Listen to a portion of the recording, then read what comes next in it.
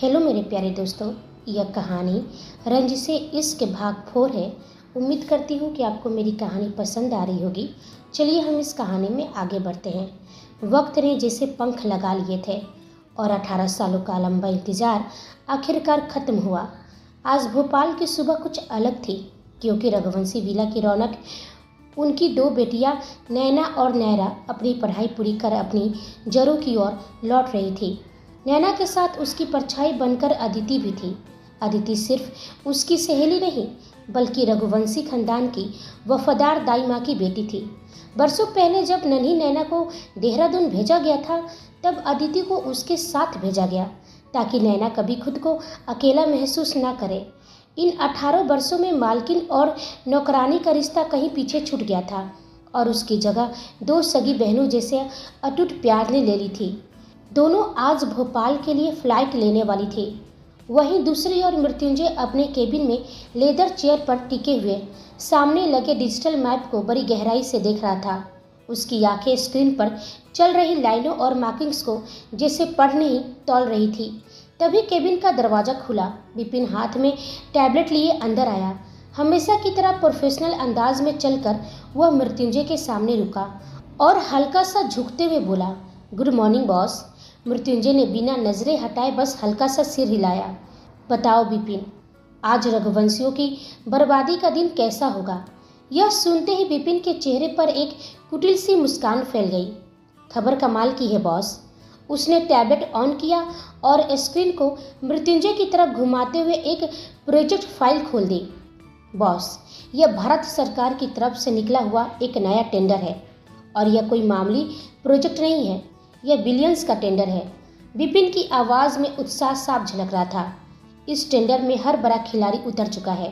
India के लगभग सारे बड़े बिजनेसमैन, यहाँ तक कि कई इंटरनेशनल कंपनियां भी अपनी किस्मत आजमा रही है। उसने स्क्रीन पर कुछ डेटा दिखाते हुए आगे कहा, लेकिन अभी जो टॉप पर ट्रेंड कर रहा है वह है रघुवंशी ग्रुप। पृथ्वी रघुवंशी ने इस टेंडर को अपनी साख का सवाल बना लिया है। उन्होंने पूरी दौलत और सुख इसमें झोंक दिया है। अगर यह टेंडर उनके हाथ से छीनकर हमारी कंपनी रनावत एंटरप्राइजेज को मिल जाता है, तो यह रघुवंशियों के ताबूत में पहली कील साबित होगी। मृत्युंजय अपनी चेयर से उठकर खिड़की के उस विशाल ग्लास विंडो के पास जाकर खड़ा हो गया। उसके दोनों हाथ पैंट की पॉकेट्स में थे और उसकी गहरी आंखें बाहर भोपाल शहर को देख रही थी, या यूं कहें कि वो हवा में अपनी जीत का खाका खींच रहा था। वह बोला, पृथ्वी रघुवंशी को ऊंचाइयों पर चढ़ने का बहुत शौक है। उसे चढ़ने दो। जितना ऊंचा वह जाएगा, गिरने पर उसकी हड्डियों के टूटने की आवाज़ उतने ही साफ सुनाई देगी। कुछ पल की खामोशी के बाद वह फिर बोला, विपिन, यह टेंडर हमारी कंपनी को ही मिलनी चाहिए। साम दाम दंड भेद जो भी लगाना पड़े लगाओ, लेकिन यह टेंडर रघुवंशियों के हाथ में नहीं जाना चाहिए। उसकी आवाज़ में ठंडा जहर घुला हुआ था। उनकी चौखट पर कोई खुशी नहीं आनी चाहिए, क्योंकि जिस दिन मृत्युंजय रनावत ने भोपाल की ज़मीन पर कदम रखा है, उसी दिन से उनकी खुशियों पर ग्रहण लग चुका है। टेंडर भरने का आखिरी दिन कौन सा है? विपिन ने मुस्कुराते हुए जवाब दिया, अगला सोमवार बॉस। सोमवार को टेंडर भरने की अंतिम तिथि है। यह सुनते ही मृत्युंजय ने एक गहरी सांस ली। उसकी आंखों में एक अजीब सी चमक आई। सोमवार महाकाल का दिन है और उसी दिन रघुवंशियों की एक और बर्बादी का जश्न मनाया जाएगा। सारी फॉर्मेलिटीज़ पूरी करो। उस दिन मैं खुद टेंडर फाइल करने जाऊंगा। अब समय आ गया है कि रघुवंशियों को यह स्मार्ट चेहरा दिखाया जाए। नाम सुनकर तो उनके दिल में खौफ पैदा हो ही गया होगा। अब चेहरा देखकर उनकी रूह कांपनी चाहिए। विपिन ने अदब से कहा, जी बॉस, मैं अपनी टीम को अभी काम पर लगाता हूँ। वह केबिन से बाहर निकल ही रहा था, तभी अगस्त्या अंदर दाखिल हुआ। विपिन दरवाजे तक पहुँच ही गया था कि अचानक रुक गया। वह पलटा और बोला, बॉस, एक और गुड न्यूज़ है। मृत्युंजय ने कोई जवाब नहीं दिया। वह अब भी खिड़की से बाहर देख रहा था। उसका चेहरा पूरी तरह एक्सप्रेशनलेस था, जैसे उसे किसी भी खबर से फर्क ही न पड़ता हो। अगस्त्या ने भौवें चढ़ाई और विपिन की तरफ देखा। कैसी गुड न्यूज़? विपिन ने अपनी आवाज़ में एक खास तरह का उत्साह भरते हुए कहा, अगस्त्या सर, खबर मिली है कि पृथ्वी रघुवंशी की दोनों पोतियां 18 साल बाद वापस भोपाल लौट रही है। अचानक वह उन्हें वापस बुलाने का फैसला किए हैं। यह सुनते ही अगस्त्य की आंखें हैरानी से फैल गई। उसे पता था कि रघुवंशियों की बेटियों का भोपाल आना सिर्फ एक पारिवारिक मिलन नहीं, कुछ और ही प्लान है। अगस्त्य ने तुरंत मृत्युंजय की ओर देखा, लेकिन वह अब भी शांत था। उसके चेहरे पर ना कोई सिकन आई, ना ही उसकी आंखों में कोई हलचल हुई। वह बस भूत बना बाहर देख रहा था। पूरे केबिन में एक भारी सन्नाटा छा गया। विपिन और अगस्त्य दोनों मृत्युंजय की कुछ बोलने का इंतजार कर रहे थे। वे जानते थे कि उसकी यह खामोशी किसी बहुत बड़े और खौफनाक तूफान के आने का संकेत है। आखिर 18 साल बाद शिकार खुद शिकारी के इलाके में कदम रख रहा था। तभी मृत्युंजय ने बेपरवाह होते हुए कहा, स्वागत की तैयारी करो, मेहमान दूर से आ रहे हैं। मृत्युंजय ने बस इतना ही कहा और एक ठंडी मुस्कान उसके चेहरे पर तैर गई।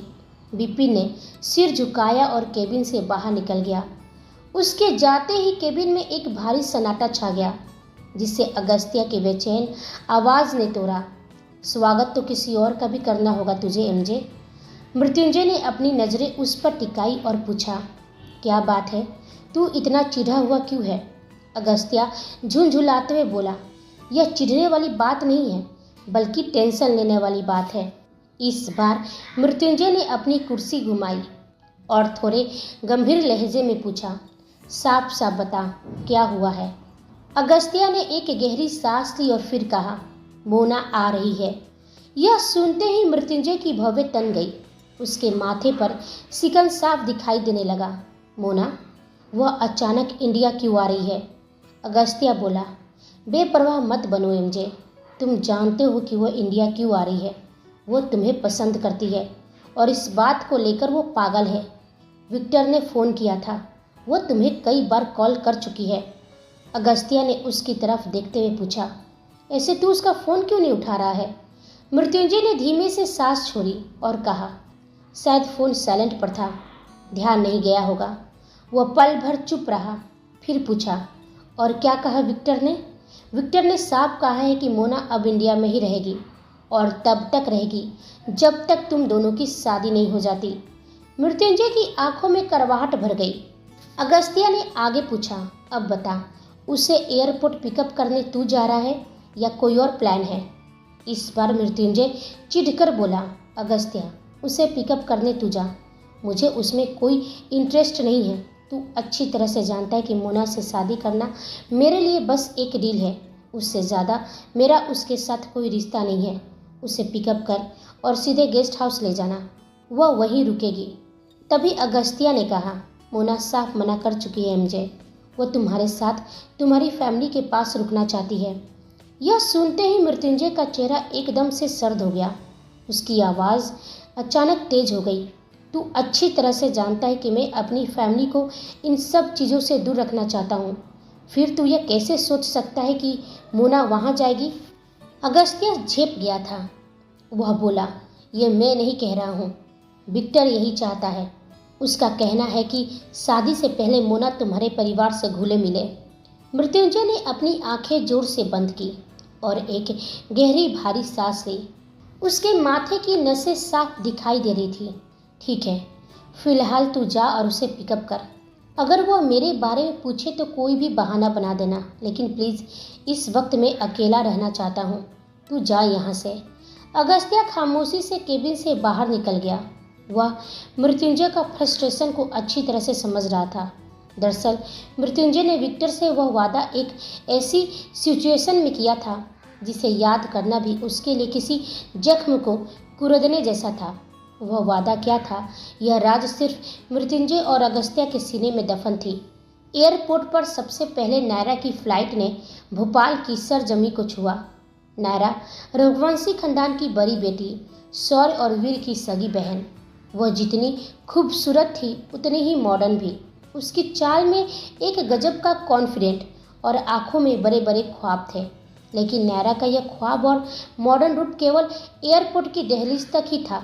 वह अच्छी तरह से जानती थी कि जैसे वह रघुवंशी विला की चौखट पर कदम रखेगी, उसे अपनी आज़ादी को बाहर छोड़ना होगा। पृथ्वी रघुवंशी के साम्राज्य में बेटियों को ऊंची आवाज़ में बोलने या अपनी मर्जी से जीने की अनुमति नहीं थी। वहाँ केवल अनुशासन का डंडा और दादाजी की मर्जी चलती थी। जैसे ही नैना एयरपोर्ट से बाहर निकली, काले रंग की एक आलीशान लग्जरी कार उसका इंतजार कर रही थी। ड्राइवर ने अदब से झुककर उसका स्वागत किया। नैना ने अपनी आंखों से ब्रांडेड चश्मा हटाया, एक लंबी और भारी सांस ली और गाड़ी में बैठ गई। गाड़ी भोपाल की चौड़ी सड़कों पर तेजी से दौड़ रही थी, पर नैना का दिल उतनी ही तेजी से धड़क रहा था। उसके मन में घर लौटने की खुशी बहुत थी। थोड़ी ही देर बाद अगस्त्या की चमचमाती कार एयरपोर्ट के गेट पर आकर रुकी। वह तेजी से बाहर निकला और सीधे टर्मिनल के अंदर दाखिल हुआ। लंदन से आने वाली फ्लाइट अभी लैंड नहीं हुई थी, इसलिए वह घड़ी देखते हुए सीधे वेटिंग एरिया की तरफ बढ़ गया। उसके चेहरे पर एक अजीब सी बेदिली थी, जैसे वह किसी बहुत भारी जिम्मेदारी को उठा रहा हो। वहीं दूसरी ओर दिल्ली से आने वाली फ्लाइट भोपाल की सरजमी पर लैंड कर चुकी थी। नैना और अदिति फ्लाइट से नीचे उतरे। दरअसल देहरादून से भोपाल की सीधी फ्लाइट ना होने के कारण वह दिल्ली होकर यहाँ पहुँचे थे। जैसे ही नैना ने भोपाल की धरती पर अपना पहला कदम रखा, उसके फेफड़े ने एक गहरी और सुकून भरी सांस ली। उसके चेहरे पर एक बड़ी और दिलकश मुस्कान खिल गई। अदिति ने आसपास का माहौल देखा और मजाक करते हुए बोली, अरे वाह, क्या हवाएं हैं यहाँ की। मानना पड़ेगा नैना, देहरादून की बर्फीली वादियों में तो इंसान रोमांस कर सकता है, लेकिन भोपाल की इन हवाओं में तो रंजिश सी घुली महसूस होती है। यह सुनते ही नैना ने अपनी भवें सिकोड़ी और चिढ़ते हुए बोली, क्या बकवास है अदिति, इतना वहियात जोक मारा है तूने। रंजिश नहीं, प्यार है यहाँ की हवाओं में। जो अपनापन भोपाल की इस मिट्टी में है, वे देहरादून की उन ठंडी फिजाओं में कभी नहीं था। नैना की आंखों में एक चमक थी। उसने अपना बैग संभालते हुए कहा, पता नहीं क्यों, पर आज बहुत खुशी हो रही यार। आखिर 18 साल का लंबा इंतज़ार खत्म हुआ। हम अपने घर लौट आए हैं। चलो अब जल्दी चलते हैं। तभी अदिति ने अचानक कराहते हुए अपना पेट पकड़ लिया। नैना परेशान होकर पूछी, क्या हुआ, तूने पेट क्यों पकड़ लिया? अदिति चेहरा बिगाड़ते हुए, ओ गॉड नैना, तू यहीं रुक, वेटिंग रूम में मेरा इंतज़ार कर, मुझे वॉशरूम जाना होगा, इमरजेंसी है। बिना जवाब का इंतज़ार किए अदिति वॉशरूम की तरफ भागी। नैना ने अपना सिर पीट लिया और बुदबुदाई, इस लड़की का भी ना मना किया था कि मत खा, पर फ्लाइट में चढ़ते ही इसका मुंह मशीन की तरह चलने लगता है। अब भुगतो, कुछ नहीं हो सकता इस लड़की का। घर जाने की मुझे इतनी जल्दी है और अब इसकी वजह से मुझे यहाँ वेटिंग रूम में वेट करना होगा। झुंझुलाहट में नैना अपना बैग कंधे पर टांग कर आगे बढ़ी। उसका ध्यान अभी भी पीछे वॉशरूम की तरफ ही था। वहीं दूसरी ओर लंदन से आई मोना एयरपोर्ट के गलियारों में अपनी हिल्स खटखटाती हुई दाखिल हुई। उसका भी पूरा ध्यान हाथ में पकड़े लेटेस्ट आईफोन पर था, जिस पर वह मृत्युंजय को मैसेज टाइप कर रही थी। कई दिनों की बेरुखी के बाद वह उसे अपनी नाराज़गी जताने वाला एक लंबा मैसेज लिख रही थी। उसका दिमाग पूरी तरह से खराब था। तभी धड़ाम, दोनों की आपस में जोरदार टक्कर हुई। टक्कर इतनी अचानक थी कि मोना के हाथ से मोबाइल फिसल कर संगमरमर के फर्श पर जा गिरा। नैना ने तुरंत खुद को संभाला और झुककर मोबाइल उठाया। फिर उस पर ज़्यादा ध्यान ना देते हुए मोबाइल देते हुए शालीनता से बोली, आई एम सॉरी, मेरा ध्यान थोड़ा भटक गया था। इतना कहकर वह आगे बढ़ने ही वाली थी, लेकिन मोना तो जैसे आग बबूला हो चुकी थी। उसकी चीज को कोई हाथ लगाए उसे बिल्कुल भी बर्दाश्त नहीं था। वह चिल्लाते हुए बोली, स्टॉप राइट देयर, तुम समझती क्या हो खुद को? नैना रुकी और अपनी आंखें छोटी करके उसे देखा। मोना लाल रंग के स्लीवलेस वन पीस में हॉट लग रही थी। आंखों पर ब्रांडेड गॉगल्स और होठों पर डार्क रेड लिपस्टिक। उसका पूरा लुक उसके रसूख और एटीट्यूड की गवाही दे रहा था। एक्सक्यूज़ मी, मैंने आपसे सॉरी कहा ना? नैना ने जवाब दिया। मोना ने अपना हाथ अपने चेस्ट पर बांध लिया और उसे ऊपर से नीचे तक हिकारत से देखते हुए बोली, ओह रियली, तुम्हारी इस 2 कौड़ी की सॉरी से कहीं ज़्यादा कीमती मेरा यह मोबाइल है। और तुम्हें अंदाज़ा भी है कि मैं किसे मैसेज करी थी? वह इंसान इतना कीमती है कि तुम अपनी पूरी ज़िंदगी में उसके बारे में सोच भी नहीं सकती हो। पर उससे भी ज़्यादा कीमती है मेरा मूड, जो इस वक्त तुमने अपनी इस बदतमीज़ी से पूरी तरह से ख़राब कर दिया। नैना, जो अब तक शांत थी, उसका पारा मोना के कीमती इंसान और एटीट्यूड को देखकर चढ़ गया। उसने एक कदम मोना की तरफ बढ़ाया और उसके गॉगल्स के पीछे छिपी आंखों में झांकते हुए ठंडे लहजे में कहा, सुनो, मुझे नहीं मालूम कि तुम किस बात से इतनी चिढ़ी हुई हो, लेकिन तुम्हारा मोबाइल कीमती होगा, तुम्हारा वो खास इंसान भी कीमती होगा और शायद तुम्हारा मूड भी। पर मेरी सॉरी मुफ्त में नहीं थी। वह सिर्फ उन लोगों के लिए होती है जो तमीज़ समझते हैं। और जहाँ तक बात रही मूड की, तो तुम्हारा चेहरा देखकर मेरा मूड भी कोई बहुत अच्छा नहीं हुआ है। मोना सन्न रह गई। उसे यकीन नहीं हुआ कि भोपाल की इस सरजमी पर पैर रखते ही कोई उसे इस तरह से आईना दिखा सकता है। यह सुनते ही उसका चेहरा गुस्से से तमतमा उठा था। उसने अपनी मुठियाँ कसी और लगभग चीखते हुए बोली, शट अप, अपनी औकात में रहकर बात करो। तुम नहीं जानती कि तुम इस वक्त किससे बात करी हो। मैं चाहूँ तो तुम्हें इस शहर से अभी के अभी बेदखल करवा सकती हूँ। नैना ने भी उसी बेपरवाह अंदाज में जवाब दिया, सच में, लेकिन एक बात कहूँ, मुझे बिल्कुल जानने में इंटरेस्ट नहीं है कि तुम कौन हो। फिलहाल के लिए तुम बस एक घमंडी और बदतमीज़ लड़की हो। देखो, गलती हम दोनों की थी, पर मैंने अपनी तरफ से सॉरी बोल दिया। अब तुम उसे अपनी ईगो डायरी में रख लो और खुद को माफ़ कर दो। मोना ने दांत पीसते हुए कहा, इसका अंजाम बहुत बुरा होगा। तुम पहली लड़की हो जिसने मुझसे इस लहजे में बात की है, वरना मेरे सामने किसी की बोलने की औकात और हिम्मत दोनों जवाब दे जाती है। नैना अब बिल्कुल मोना के करीब आ गई थी। उसकी आंखों में आंखें डालकर खौफनाक शांति के साथ बोली, तो एक बात तुम भी कान खोलकर सुन लो। अपनी औकात और अपनी हिम्मत, इन दोनों के तराजू में मुझे तोलने की कोशिश भी मत करना, क्योंकि मैं कौन हूँ ये नाम अपने दिमाग में बैठा लो, नैना रघुवंशी। और अगली बार मुझसे टकराने से पहले 100 बार सोचना, क्योंकि रघुवंशियों से टकराना तुम्हारी सेहत के लिए ठीक नहीं होगा। नैना ने अपना बैग झटका और पूरे रसूख के साथ वहां से निकल गई और मोना बेचारी वहीं खड़ी उसे जाते हुए देखती रही। उसके दिमाग में नैना रघुवंशी नाम गूंज रहा था। वहीं दूसरी ओर अदिति वॉशरूम से बाहर निकली। उसके चेहरे पर एक सुकून भरी राहत थी। उसने अपने दिल पर हाथ रखा और बुदबुदाई, थैंक गॉड, वरना आज तो मैं गई ही थी। कितना रिलैक्स महसूस हो रहा है। अब मैं आराम से घर जा सकती हूँ।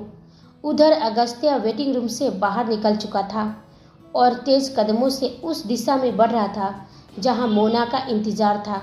वह जानता था कि उसका एटीट्यूड झेलना कितना मुश्किल है, इसलिए वह जल्दी में था। एक तरफ अगस्त्या और दूसरी तरफ से अदिति, दोनों की तेज रफ्तार में थी। अदिति को डर था कि नैना इंतजार करते करते गुस्से में उबल रही होगी और अगस्त्या को मोना की फिक्र थी। अचानक एक मोड़ पर दोनों की जोरदार टक्कर हुई। अदिति का संतुलन बिगड़ा और वह पीछे की तरफ गिरने ही वाली थी कि अगस्त्या ने बिजली की फुर्ती से उसे अपनी बाहों में थाम लिया और झटके से अपनी तरफ खींच लिया। वह सीधे जाकर उसके मजबूत सीने से जा टकराई।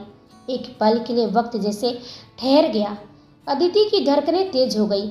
यह पहली बार था जब कोई लड़का उसके इतने करीब था। वहीं अगस्त्या ने भी उसे गौर से देखा, पर अगले ही पल वह झटके से पीछे हट गया। तभी अदिति गुस्से से अपनी ड्रेस ठीक करते हुए बोली, हेलो, तुम लड़कों का कुछ नहीं हो सकता है ना? मौका देखा नहीं कि लड़कियों पर चांस मारना और लाइन मारना शुरू कर देते हो? अगस्त्या ने अपनी भवें सिकोड़ी और हैरान होकर बोला, एक्सक्यूज़ मी, तुम किस गलत फहमी में जी रही हो? तुम्हें तो मुझे थैंक यू कहना चाहिए। जिस तरह से तुम भाग रही थी ना, अगर गिरती तो चोट बहुत तेज लगती। मैंने तो बस तुम्हें गिरने से बचाया है। अदिति मुंह बनाते बोली, ऐसा है तो क्यों पहाड़ की तरह खड़े हो गए थे बीच रास्ते में? बचाने के बहाने मौका ढूंढ रहे थे। तुम जैसे लड़कों को बस चांस चाहिए होता है। अगस्त्या अदिति की बेबाकी देखकर सन रह गया था। जहां लड़कियां उसके एक लुक पर फिदा हो जाती थी, यह लड़की उसे पहाड़ बोलकर डांट रही थी। लेकिन अब उसे गुस्सा आने लगा था। उसने अपनी जेब में हाथ डाले और चिढ़ते हुए बोला, अपनी लिमिट में रहो लड़की। तुम जैसी लड़कियां मेरे आगे पीछे घूमती है, मैं नहीं। और अगर मुझे लाइन मारनी ही होगी ना, तो दुनिया में तुमसे बहुत ज़्यादा खूबसूरत लड़कियां हैं। तुम जैसी छिपकली पर तो मैं मर कर भी लाइन नहीं मारूंगा। यह सुनते ही अदिति सन रह गई। क्या क्या कहा तुमने? छिपकली? तुम्हारी हिम्मत भी कैसे हुई? अगस्त्या ने एक तिरछी मुस्कान दी और बिना जवाब दिए आगे बढ़ गया।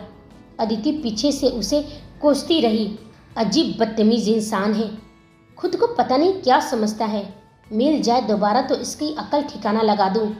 आज का दिन ही मेरा खराब था। वही अगस्त्या एक बार पीछे पलटकर उसे देखा और मुस्कुराते हुए बोला, बड़ी अजीब लड़की है, इतनी छोटी सी और आवाज़ इतनी ऊंची। इंटरेस्टिंग। लगता है भोपाल की हवा सच में बदल रही है। वही अदिति भागती हुई नैना के पास पहुंची। नैना, जिसका पारा पहले से ही मोना की वजह से आसमान पर था, उसे देखते ही बिफर पड़ी। वो झुंझुलाते हुए, हो गया तेरा, अब चले यहाँ से या अभी कुछ और कसर बाकी है? अदिति हैरानी से, अरे तुझे क्या हुआ? तेरा मूड क्यों इतना खराब है? खराब नहीं, दिमाग की दही हो गई है। एक अकल की अंधी लड़की मिल गई थी, खुद को पता नहीं क्या समझ रही थी, पूरा मूड खराब कर दिया। अदिति ने भी अपना चेहरा बिगाड़ा और बुदबुदाई, मेरा भी यही हाल है। मुझे भी एक अकल का अंधा मिल गया था, खुद को बड़ा तिस्मार खान समझ रहा था। दोनों एक दूसरे की शक्ल देखकर खिलखिलाकर हंस पड़ी। अपनी खट्टी मीठी यादों और नए बने दुश्मनों के किस्से समेटते हुए दोनों गाड़ी में बैठी और रघुवंशी विला की ओर निकल गई। उन्हें नहीं पता था कि जिस अकल के अंधे और अंधी से वो टकराई हैं, वे उनके जीवन में क्या तूफान लाने वाले हैं। वहीं दूसरी तरफ अगस्त्या जब मोना के पास पहुंचा तो मोना गुस्से से कांप रही थी। उसे देखते ही वह उस पर बरस पड़ी। अगस्त्या, तुम यहाँ क्या कर रहे हो? Where is MJ? मैंने कहा था कि मुझे लेने वो खुद आए, उसका फ़ोन क्यों बंद है? अगस्त्या बहाना बनाते हुए, वह एक बहुत बड़ी मीटिंग में फंस गया मोना, तुम्हें पता है ना, टेंडर का काम चल रहा है। चलो चलो, गाड़ी तैयार है।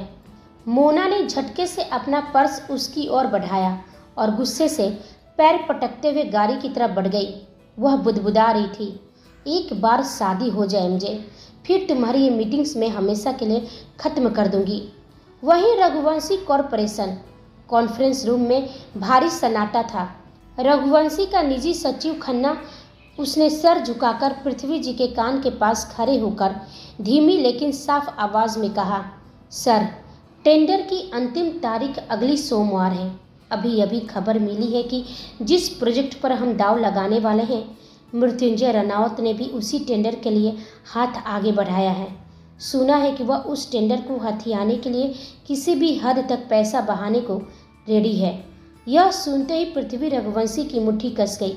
उनका चेहरा गुस्से से तमतमा उठा।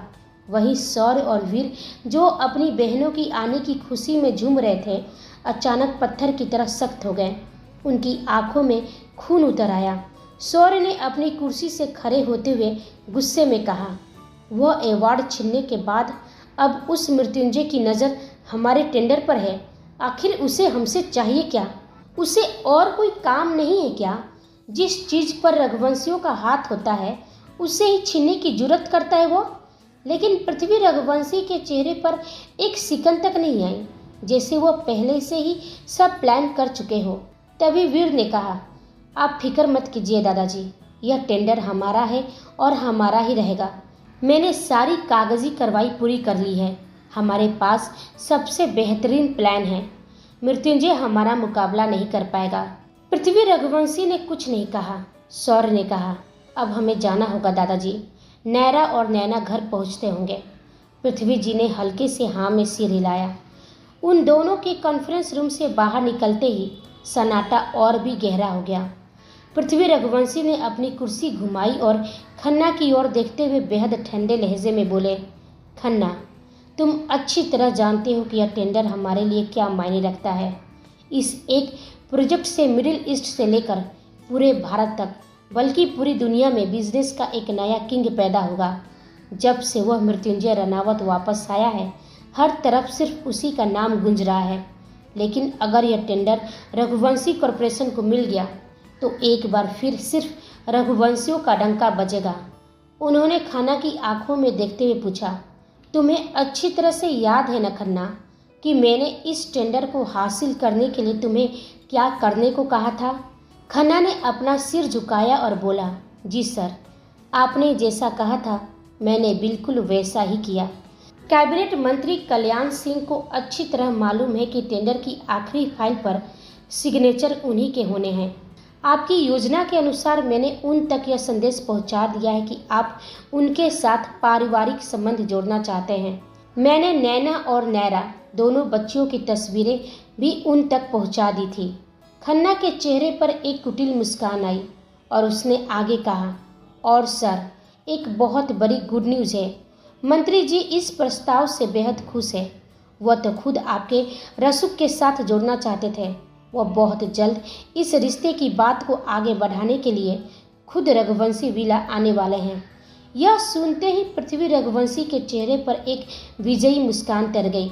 उन्होंने अपनी मेज पर रखे एक कागज़ के वेट को जोर से दबाया और बोले, बहुत खूब, तो खेल शुरू हो चुका है। मैं अच्छी तरह जानता था कि कल्याण सिंह जैसे लालची इंसान को अपने झांसे में कैसे लेना है। इसलिए तो खन्ना, मैंने अपनी दोनों पोतियों को वापस भोपाल बुलाया है। वक्त आ गया है कि राजनीति की विसात पर भी मेरा कद सबसे ऊंचा हो।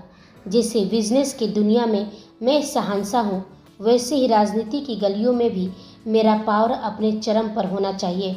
याद रखना, जहाँ दौलत और पावर काम नहीं आती, वहाँ रिश्ते पुल का काम करते हैं। मेरी पोतियाँ ही तो मेरे साम्राज्य के विस्तार का रास्ता बनाएंगी। खन्ना के चेहरे पर एक गहरी उलझन थी। वह कुछ देर तक चुप रहा, फिर हिम्मत जुटाकर झिझकते हुए बोला, लेकिन सर, सुना है कि कल्याण सिंह का बेटा बहुत ही बदतमीज और अव्वल दर्जे का अयास है। ऐसे में क्या हमारी बच्ची के साथ? खन्ना अपनी बात पूरी भी नहीं कर पाया था कि पृथ्वी जी की सख्त और बर्फीली नजरें उस पर गिर गई। खन्ना ने तुरंत अपना सिर झुका लिया। पृथ्वी रघुवंशी सर्द आवाज में, मर्दों का काम है अयासी करना खन्ना। अयासी उन पर फबती है और औरतों का काम है हालात से समझौता करना। शादी के बाद सब अपने आप ठीक हो जाएगा। जब बड़ी जंग जीतनी होती है ना, तो छोटे मोटे मोहरे की कुर्बानी देनी ही पड़ती है। हमें इन छोटी छोटी कमियों पर ध्यान नहीं देना चाहिए। खन्ना अंदर ही अंदर काँप गया। उसने मन ही मन सोचा, कितना घटिया आदमी है यह। इसकी अपनी पोती है, पर इसके लिए वह सिर्फ एक सौदा है। कर भी क्या सकते हैं बेचारी। उनकी किस्मत तो शायद 20 साल पहले ही उनसे रूठ चुकी थी। अब तो भगवान ही उन्हें इन भेड़ियों से बचाए। तभी पृथ्वी रघुवंशी चेतावनी भरे लहजे में कहे, लेकिन एक बात याद रखना खन्ना, इस बात की खबर सौर्य, वीर या त्रिशा किसी के भी कानों में नहीं पड़नी चाहिए। सौर्य और वीर अपनी दोनों बहनों को लेकर बहुत ज़्यादा पॉजिटिव है। वे इस सौदे को कभी स्वीकार नहीं करेंगे। सही समय आने पर मैं खुद उन्हें अपना फैसला सुनाऊंगा। तब तक सब कुछ खामोशी के पर्दे के पीछे होना चाहिए। और सबसे ज़रूरी बात, यह खबर उस मृत्युंजय के कानों तक नहीं पहुंचनी चाहिए। खन्ना ने सर झुकाते हुए कहा, जी सर, आप बिल्कुल चिंता ना करें। यह कहकर वह कॉन्फ्रेंस रूम से बाहर निकल गया। उसके जाने के बाद भी पृथ्वी रघुवंशी के चेहरे की सातिर चमक फीकी नहीं पड़ी थी। वह खिड़की के पास गए और खाली सड़कों को देखते हुए धीरे से बुदबुदाए, मृत्युंजय रनावत, अब तू क्या करेगा? क्योंकि वह टेंडर तो अब मुझे ही मिलने वाला है। और जैसे वह टेंडर मेरे हाथ आएगा, उस दिन जो अपमान तूने मेरा उस ऑडिटोरियम में किया था, उससे कई गुना ज़्यादा अपमान मैं तेरा पूरे मध्य प्रदेश के सामने करूँगा। उन्होंने एक गहरी और डरावनी सांस ली और आगे बोले, 20 साल पहले जो कहानी मैंने इसी सरजमी पर लिखी थी, वही कहानी अब दोबारा शुरू होगा। फ़र्क बस इतना है कि इस बार मोहरे बदल दिए जाएंगे। लेकिन राजा सिर्फ एक ही होगा। 20 साल पहले भी इस खेल का राजा मैं था और आज भी मैं ही रहूँगा। क्या होगा आगे? क्या पृथ्वी रघुवंशी के सत्ता की भेंट चढ़ेगी नैना और नैरा? और क्या करेगा अब मृत्युंजय? जानने के लिए जुड़े रहिए हमारे साथ। कहानी पसंद आए तो लाइक, शेयर और कमेंट करना ना भूलें। और मेरे चैनल पर नए हैं तो चैनल को सब्सक्राइब जरूर कर लें। मेरी कहानी सुनने के लिए आप सभी को धन्यवाद।